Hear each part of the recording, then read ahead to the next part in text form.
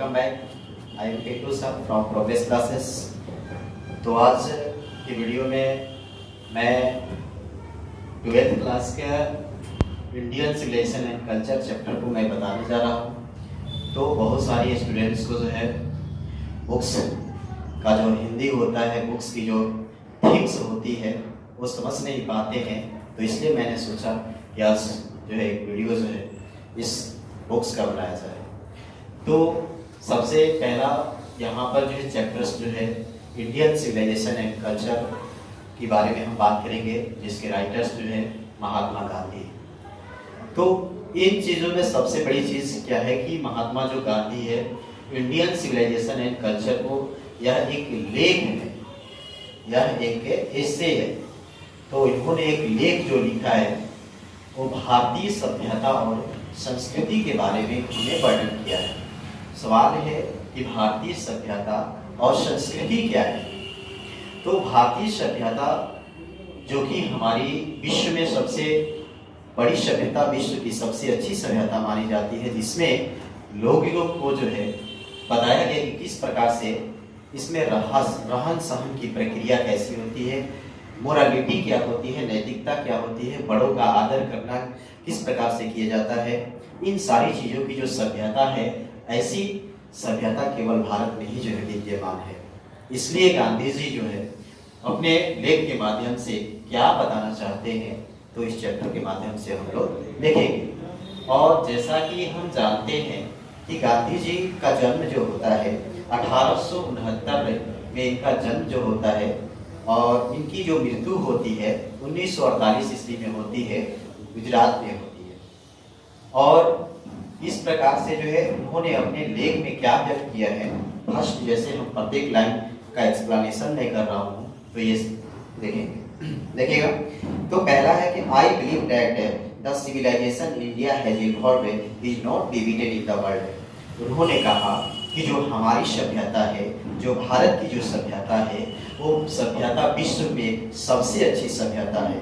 और उन्होंने देश के लोगों को बताया कि मुझे विश्वास है कि जो भारत ने जिस सभ्यता का विकास किया है, has evolved not be beaten in the world, यह सभ्यता संसार में किसी से पराजित नहीं हो सकती, क्योंकि जो हमारी सभ्यता है वो सबसे अच्छी सभ्यता है। और कह रहे nothing can equal the seeds sown by our ancestor.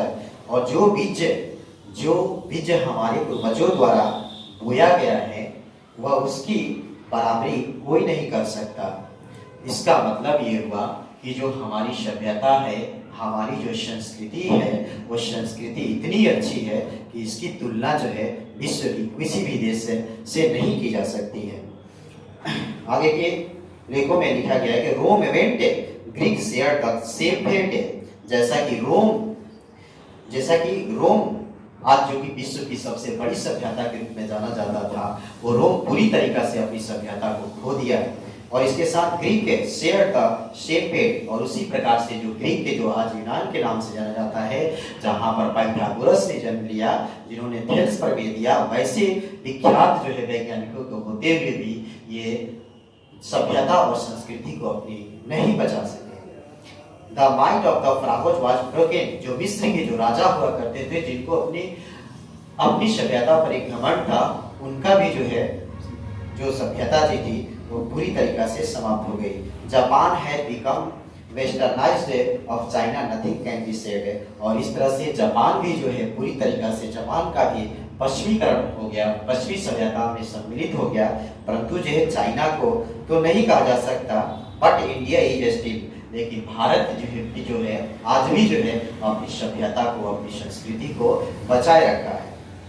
Somehow or other sound at the foundation, the people of Europe learned their lesson from the writing of the myth of Greek and Rome। और Europe के जो लोग हैं और Europe के जो लोग होते थे, जिस सभ्यता में रोम और यूनान की सभ्यताओं का लिखते थे, अपने सभ्यताओं के उसका अनुसरण करते थे, वो रोम की सभ्यता और यूनान की सभ्यता पूरी तरीका से no longer in their former glory, वे अपनी सभ्यता, अपनी गौरव को पूरी तरीका से मिटा चुके हैं। In trying to learn from them in European imagining that they will avoid the mistake of Greek and Rome. जिस सभ्यता जिस यूनान ने और जिस रोम ने अपनी सभ्यता को नहीं बचा सका, जिसने अपनी गलती की, उस गलती को पुनः जो है भारत नहीं दोहराना चाहता है। सच इज देयर पीटेबल कंडीशन, यह जो दशा है, यह दशा जो है पूरी तरीका से ऐसी जो है दयनीय दशा है। In the midst of all, दूसरी पैराग्राफ में क्या लेखक बताना चाहता है, in the midst of all this India remains immovable and that is her glory. इस सब के बीच जो भारत है, जो कि विश्व के लगभग सभी देश जो है पूरी तरीका से पश्चिमी सभ्यताओं में हावी हो चुके हैं, अपने सारे जो है रहने सहने के तरीकों को, बड़ों का किस प्रकार से आदर करना चाहिए या नहीं करना चाहिए, जो सिस्टमैटिक जो है हमको पूरी तरीका से अपनी सभ्यता और संस्कृति को खत्म कर चुके हैं, परंतु आज भी जो भारत है इस सभ्यता और संस्कृति को बचाए रखा है। और इसी पर इसमें कहा है गांधी जी ने कि in the midst of all India remains immovable and that is her glory. और इस इन सभी के बीच भारत जो है पूरी अडिग रूप से पूरी तरह से खड़ा है, और यही उसकी गौरव है। यही भारत के पास अगर कोई चीज बचा हुआ है तो ये मात्र एक सभ्यता और संस्कृति ही बची हुई है। और it is an charge against India that her peoples are so uncivilised. It is charge, और यही नहीं बल्कि भारत के विरुद्ध जो है यह आरोप लगाया जाता है कि यहाँ के जो लोग हैं इतने असभ्य होते, अनसिविलाइज्ड होते हैं कि एंड इग्नोरेंट एंड स्टोरीड, और अज्ञानी होते हैं तथा भावहीन होते हैं। अर्थात इनके ऊपर आरोप लगाया जाता है कि यहाँ के जो लोग होते हैं वो असभ्य होते हैं, यहाँ के लोग जो है उतने अच्छे नहीं होते हैं। But ignorant that is not possible to induce them to adopt any changes. वास्तव में देखिए, और उन्हें किसी भी परिवर्तन को अपनाने के लिए प्रेरित करना संभव नहीं है। ये गांधी जी बताते हैं कि भारत के लोगों को परिवर्तन करना ये बस की बात नहीं है, ऐसा दूसरे देशों के लोगों को क्या है, आरोप रहता है। देखिए, it is a charge really against our merit what we have tested and found true on an evil of experience. We dare not change, many trust their advice upon India and she remains steady. This is her beauty, it is the seat anchor of our hope. और वास्तव में यह आरोप जो होता है हमारे मूल्यों के विरुद्ध होता है, विपरीत होता है, जबकि ऐसी बातें नहीं है। और हमने अनुभव के आधार पर यह परखा है और इसको पाया है। और गांधी जी बता रहे हैं कि यह पूरे विश्व में हमने सभी जगह घूम करके मैं उन सभी सभ्यताओं और संस्कृतियों के बारे में मैंने अध्ययन किया है, और अध्ययन करने के बाद जो है अपने देश की सभ्यता को मैंने पाया कि नहीं, मेरी जो सभ्यता है वो सभ्यता सबसे क्या है, अच्छी है, और इसे जो है बदलने का मुझे साहस नहीं करता। And she remains steady, this is her beauty. और उनके लोग जो होते हैं, अनेक लोग अपने विचार जो है इस भारत पर थोपते रहते हैं, और परंतु जो है वह स्थिर रहता है।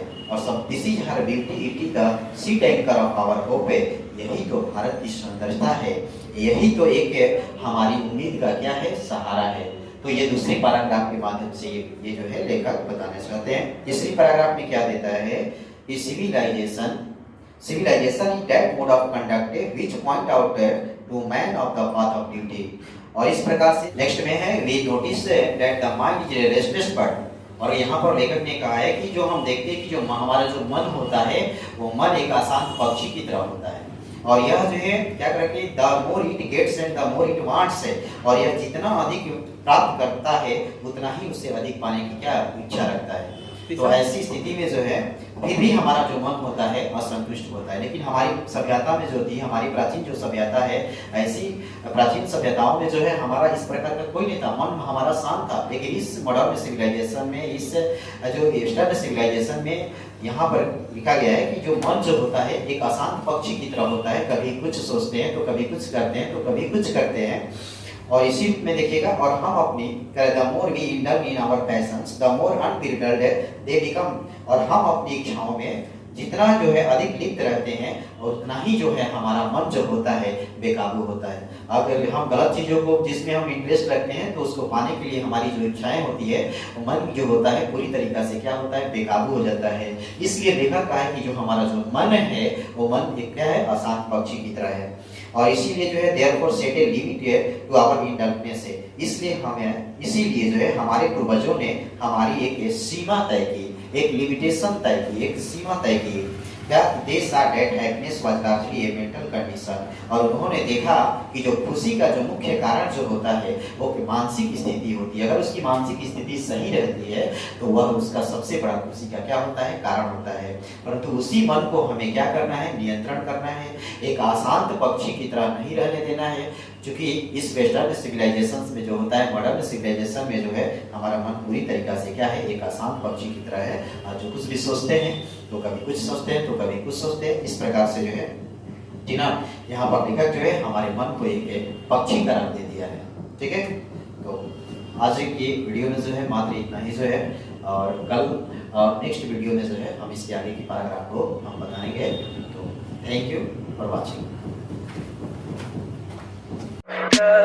Tell me pretty lies, look me in the face, tell me that you love me.